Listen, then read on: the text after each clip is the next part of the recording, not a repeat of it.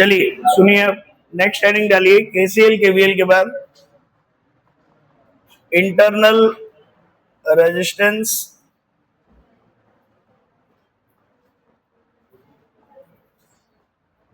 Of a cell. देखो बेटा, internal resistance क्या होता है, बहुत ही सिंपल सी चीज है। देखिए इधर, जैसे जब आपने ये पढ़ा था कि एक सेल होता है जिसमें इलेक्ट्रोड इस तरीके से डले रहते हैं और ये वायर निकला रहता है, ऐसे सेल के अंदर केमिकल भरा रहता है और इस तरीके के दो इलेक्ट्रोड होते हैं। केमिकल और इलेक्ट्रोड आपस में रिएक्शन करके पॉजिटिव और नेगेटिव चार्ज बनाते हैं। फिर ये पॉजिटिव चार्ज कैथोड पे और नेगेटिव चार्ज एनोड पे इकट्ठा होने लगता है। तो ये आपके प्लस यहाँ इकट्ठे होते रहते हैं, यहाँ माइनस इकट्ठे होते रहते हैं और फिर ये वाला इलेक्ट्रोड पॉजिटिव पोटेंशियल पर हो जाता है और ये नेगेटिव पे, और इस तरीके से ये दोनों टर्मिनल के अक्रॉस एक पोटेंशियल डिफरेंस सेटअप हो जाता है जिसे हम यूज करते हैं। यही तो होता है सेल के अंदर। लेकिन जब ये पॉजिटिव इस पॉजिटिव की तरफ जा रहा होता है तो जो आसपास इसके दूसरे पॉजिटिव प्रेजेंट हैं वो इसके मोशन को क्या करते हैं, हिंडर, रेजिस्ट करते हैं। तो ये जो नियर बाई चार्जेस की वजह से रेजिस्टेंस ऑफर हो रहा है इस पॉजिटिव को इस इलेक्ट्रोड तक जाने में, उस हिंड्रेंस या इस अपोजिशन को हम मॉडल करते हैं इससे, इंटरनल रेजिस्टेंस से। Is that clear? तो इंटरनल रेजिस्टेंस ऐसा नहीं है कि कोई एक्चुअल में डिवाइस होती है उसके अंदर, सेल के अंदर हम खोलेंगे और हमें मिल जाएगा internal resistance. Internal resistance is a theoretical modelling of the oppose offered by the nearby charges present in the chemical in the flow of charges moving toward the electrodes. Is that clear? तो यहाँ पे जब भी इसका representation हम करते हैं cell के अंदर, तो ये सेल जो है जिसका ईएमएफ ई है और जिसके टर्मिनल 1, मान लो ये टर्मिनल का नाम है 1 और इसका नाम है 2, तो 1 और 2 ऐसे हमने मार्किंग कर ली। तो इंटरनल रेजिस्टेंस को हमेशा टर्मिनल के अंदर दिखाते हैं। कहां दिखाते हैं? अंदर। और ये क्या है आपका स्मॉल आर। तो यहां पर अगर मैं आपसे ये कहूं कि V1 माइनस V2, इसको तो हम बोलते हैं टर्मिनल पोटेंशियल डिफरेंस, और अगर ये पॉइंट का नाम मैं 3 दे दूं तो V1 माइनस V3 आपका किसके इक्वल होगा? ईएमएफ के। ठीक है, अब बात करते हैं इस सेल को हम बोलते हैं नॉन आइडियल सेल, क्योंकि इसमें नॉन आइडियलिटी क्या है? Internal resistance. अगर हम इस सेल को ओपन टर्मिनल रखें, ओपन टर्मिनल, ओपन टर्मिनल का मतलब अगर मैं इस सेल के अक्रॉस किसी को कनेक्ट ना करूं तो इस सेल में करंट क्या होगी? जीरो। उस समय करंट क्या होगी? जीरो। करंट जीरो होगी, इसका मतलब V3 will be equal to V2, क्योंकि ओम्स लॉ के अकॉर्डिंग अगर करंट जीरो है तो दोनों जगह पोटेंशियल क्या होगा? सेम। ये सुनो, तो ऐसे में V1 माइनस V2 आपका किसके इक्वल होगा? V3 माइनस V2 के, V1 माइनस V3 के, क्योंकि V2 और V3 आपस में क्या है? इक्वल। तो I can say V1 minus V3 आपका किसके इक्वल है? ईएमएफ के। तो ऐसे में टर्मिनल पोटेंशियल डिफरेंस आपका किसके इक्वल आता है? ईएमएफ के। तो अगर आपका सेल ओपन टर्मिनल है तो उसका टर्मिनल पोटेंशियल डिफरेंस उस सेल के ईएमएफ के ही इक्वल आता है। लेकिन अगर मैं आपसे कहूं कि यही सेल क्लोज्ड टर्मिनल हो जाए, क्लोज्ड टर्मिनल, क्लोज्ड टर्मिनल का मतलब क्या होता है? अगर यहां पे इस तरीके से मैं सेल को क्लोज टर्मिनल कर दूं तो क्या होगा बताइए? सेल के इस सिरे से करंट बाहर निकलेगी, करंट हमेशा पॉजिटिव टर्मिनल से बाहर निकलती है और ऐसे फ्लो होते हुए इधर आ जाएगी। अब इसमें करंट फ्लो कर रही है लाइक दिस। ये पॉइंट 1 है, ये पॉइंट 3 है और ये पॉइंट 2 है। अब अगर मैं आपसे कहूं कि बताइए इसमें what is V1 minus V2, what is V1 minus V2? Terminal potential difference कितना होगा? What is the terminal potential difference? तो आप V1 माइनस V2 को कैसे लिखेंगे? V1 minus V3 plus V3 minus V2. Can I right like this? बोलो, V3 cancel out हो जाएगा, कोई फर्क नहीं पड़ेगा. तो V1 माइनस V3 किसके इक्वल है बताइए? V1 माइनस V3 किसके इक्वल है बताइए? EMF के. और V3 माइनस V2 किसके इक्वल है? ओम्स लॉ के according higher potential minus lower potential equal to IR. तो अगर करंट 2 से 3 की तरफ जा रही है तो हायर पोटेंशियल 2 हुआ, लोअर क्या हुआ? 3. तो यहां से ओम्स लॉ के अकॉर्डिंग V2 माइनस V3 किसके इक्वल आएगा? IR के. तो इधर V3 माइनस V2 किसके इक्वल आ जाएगा? माइनस IR के. तो अगर ओपन टर्मिनल की बजाय सर्किट क्या है? Close terminal. तो फिर टर्मिनल पोटेंशियल डिफरेंस EMF के इक्वल नहीं आता है, EMF से डिफरेंट आता है. समझे? क्या ये बात समझ आई आपको? तो सर टर्मिनल पोटेंशियल EMF से कम होगा, ज्यादा होगा? कम भी हो सकता है और ज्यादा भी हो सकता है, डिपेंडिंग ऑन कि उस सेल में से जो करंट है वो कहां से फ्लो कर रही है, किस तरफ फ्लो कर रही है. तो अगर मैं कुछ एग्जांपल्स आपको इस तरीके से दूं कि यहाँ पर एक सेल है और ये उसका इंटरनल रेजिस्टेंस है, फिर यहाँ पर एक सेल है, ये उसका इंटरनल रेजिस्टेंस है, फिर एक यहाँ पर सेल है, ये उसका इंटरनल रेजिस्टेंस है, और फिर यहाँ पर एक सेल है, इसका इंटरनल रेजिस्टेंस है. इन सभी में यहाँ करंट है I, इसमें करंट है इस तरफ I, इसमें करंट है I और इसमें करंट है I. तो ये 4 सिचुएशन मैंने आपको बता दी. और ये चारों सेल के जो टर्मिनल हैं that is 1 and 2, 1 and 2, 1 and 2, 1 and 2. और मैं आपसे ये कह रहा हूं कि अभी ये चारों के चारों क्लोज टर्मिनल हैं. कैसे हैं? Close terminal. तभी इन सब में क्या फ्लो कर रही है? करंट. इन सब में क्या फ्लो कर रही है? करंट. तो अब आपको ये बताना है what is the value of V1 minus V2. What is the value of V1 minus V2? What is the value of V1 minus V2? कैसे निकालें बताइए? तो देखो, सबसे पहले तो आप क्या किया करो, इसको लिखने का तरीका बताता हूं मैं आपको.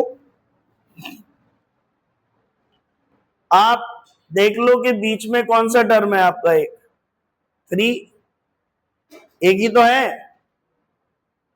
अरे यस और नो, एक ही तो है. तो आप इस V1 माइनस V2 को कैसे लिख लो? V1 minus V3 plus V3 minus V2. सब में यही चीज चलेगी. Can I right like this सभी के लिए?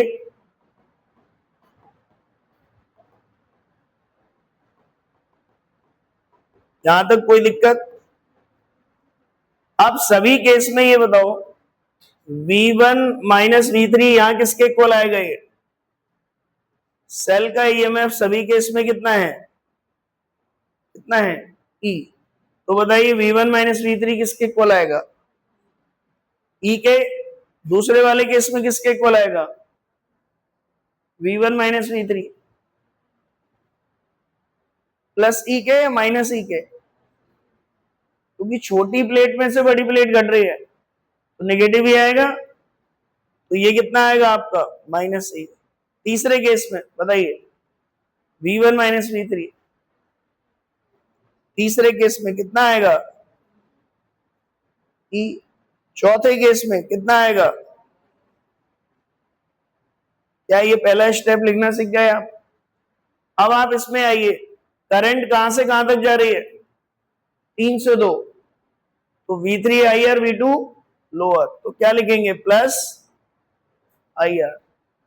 यहां पर बताइए क्या करें? करंट कहां से कहां? 3 से 2. तो V3 माइनस V2 किसके इक्वल? IR. इसमें बताइए करंट कहां से कहां? 2 से 3. तो V3 माइनस V2 की जगह क्या लिखोगे? माइनस. माइनस, ये बात क्लियर हुई? बोलो, लिख पाएंगे आप ये टर्मिनल पोटेंशियल डिफरेंस? बोलो, यस और नो? नेक्स्ट देखिए, अगर हम बात करें, मान लो एक क्वेश्चन इस तरीके से दे रखा है,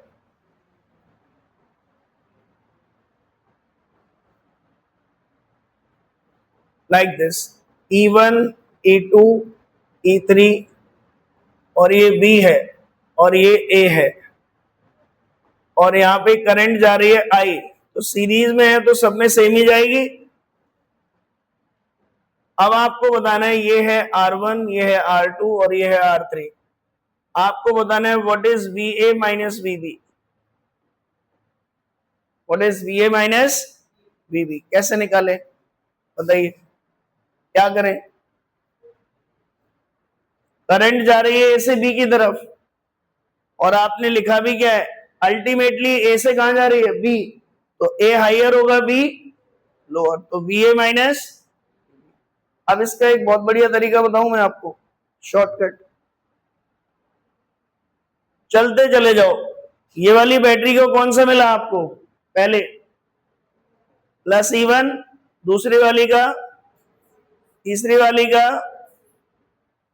ऐसे लिख दो, और फिर प्लस लगा के I लिख के जितने भी रेजिस्टेंस हैं उन सबको ऐड कर दो, दिस इज द आंसर। तो इसमें आपको वो नहीं करना पड़ेगा VA minus VB plus VB minus VC, ये सब नहीं करना पड़ेगा।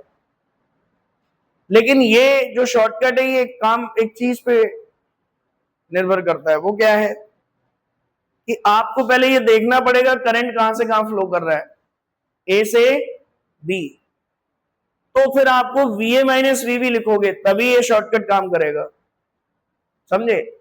मान लो उसने पूछा होता VB माइनस VA, इस केस में तो पहले आप VA माइनस VB निकालते और फिर VB माइनस VA लिखने के लिए क्या कर देते, इन सब में माइनस से मल्टीप्लाई, तो ये बन जाता minus E1 plus E2 minus E3 minus I into R1 plus R2 plus R3। क्या मेरी बात समझ रहे हैं आप? एक एग्जांपल से और समझाता हूं आपको। मान लो कभी ऐसे दिया है,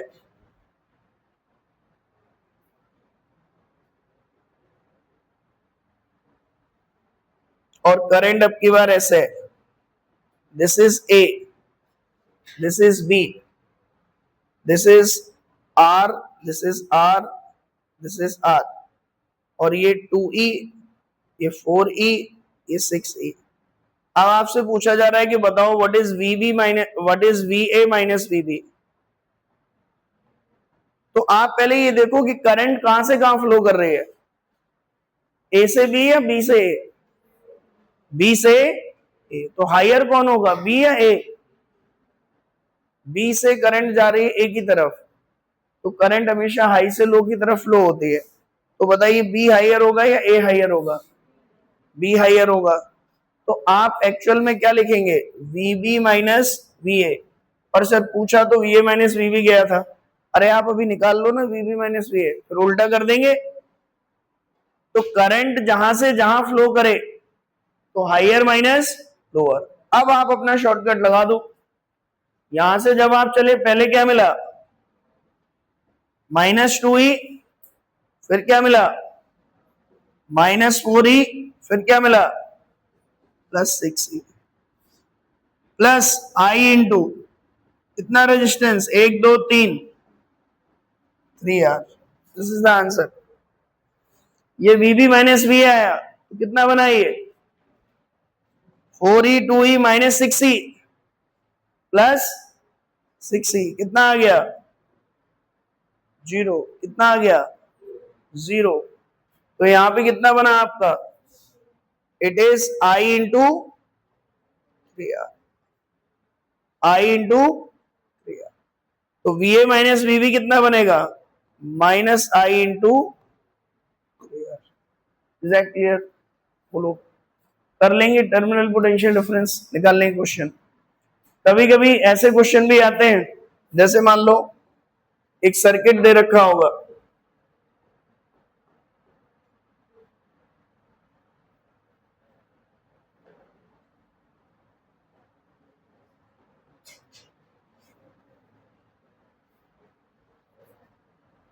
ये ए है,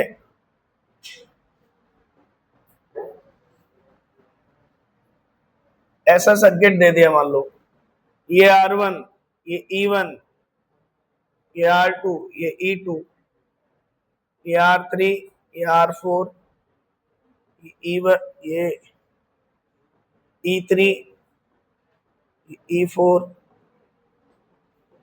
अब आपसे ये कहेगा कि this is point B, this is point A, और यहां पे इस तरीके से करंट जा रही है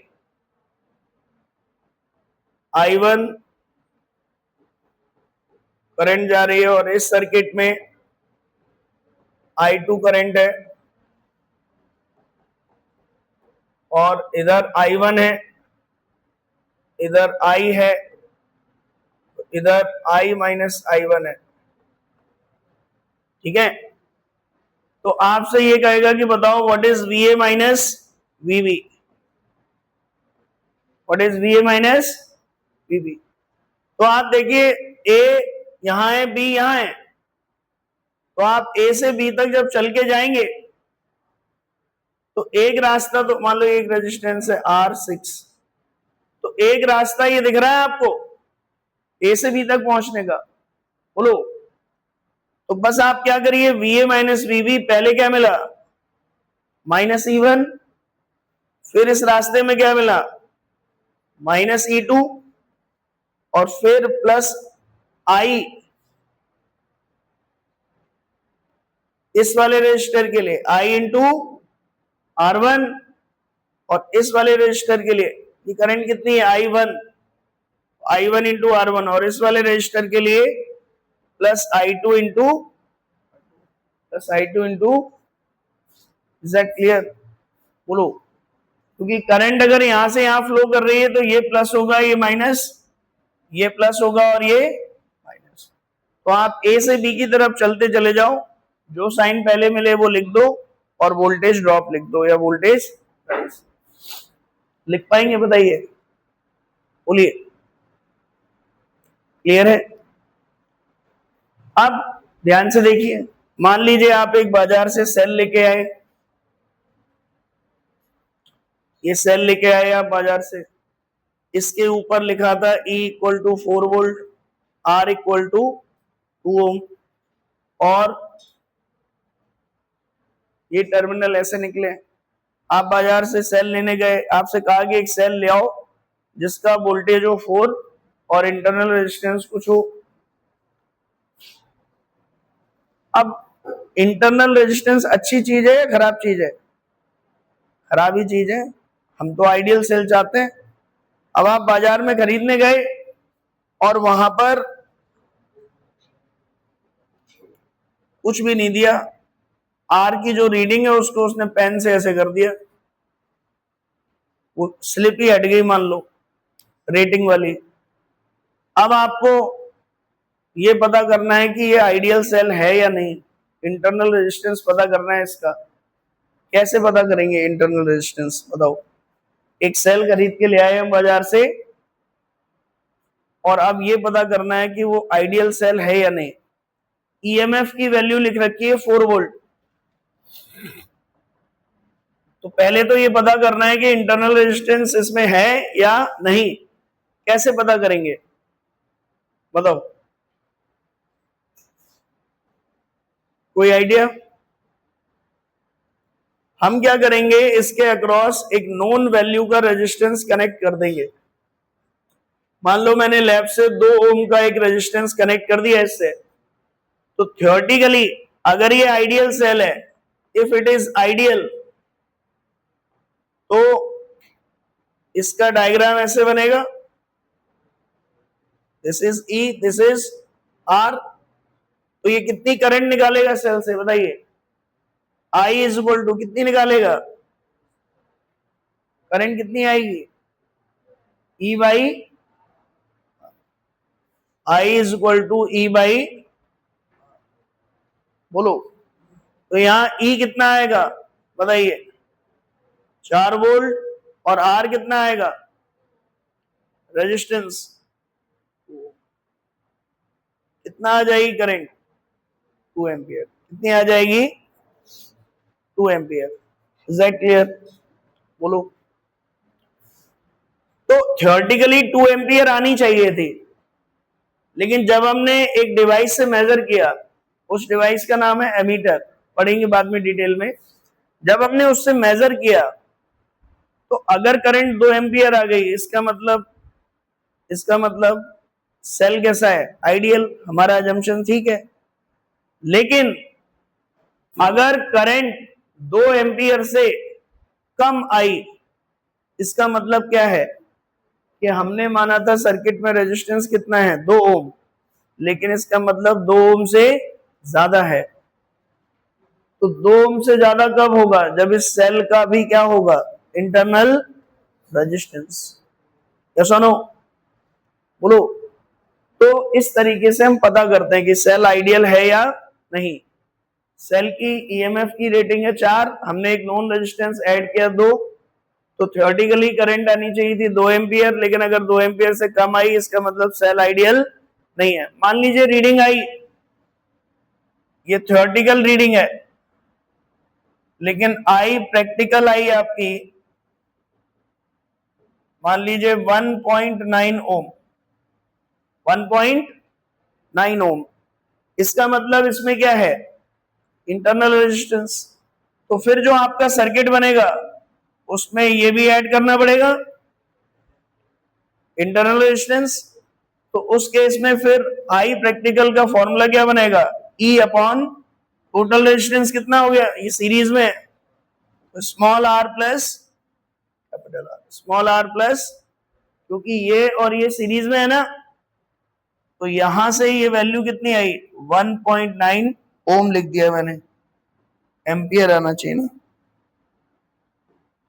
तो यहां से E upon small R plus capital R किसके इक्वल आया? 1.9 के। तो इधर से आई विल से कि जो ई है वो आपका 4 वोल्ट है, small R plus capital R है 2, इक्वल टू 1.9।